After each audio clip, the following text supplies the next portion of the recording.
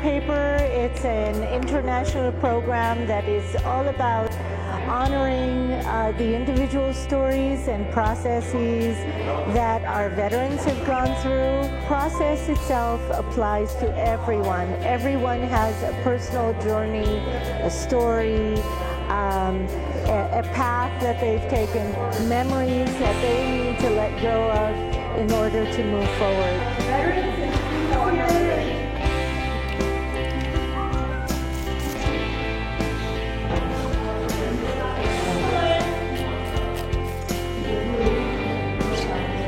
Paper as definition is plant-based, right? And we get the word paper from papyrus, from Egyptian practice of taking water weed and forming it into this plant-based substrate to record information.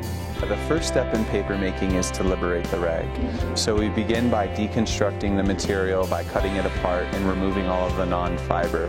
So seams and buttons and zipper and Velcro, and all this material is cut away and removed.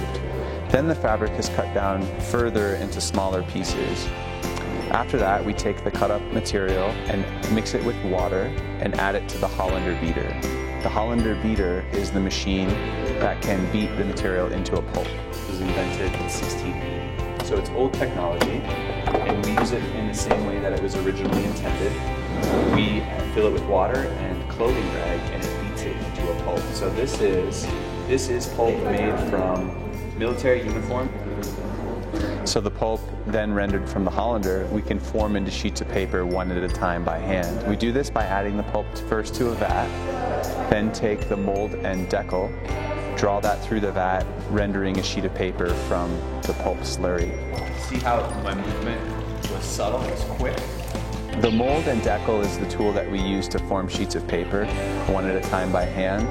The mold is a wooden frame with a screen stretched against it, and the decal is an open wooden frame that gives shape to our sheet of paper after we form it. After the water is drained out and our sheet of paper is on the surface of the mold, we transfer it, we couch the sheet of paper to a felt interface, and then from there we can do pulp printing.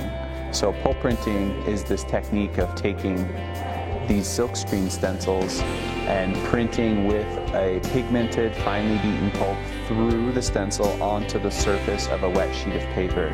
So what happens is the pulp stencil and the pulp sheet dry and fuse together and become one. So it's like we're printing with paper onto paper.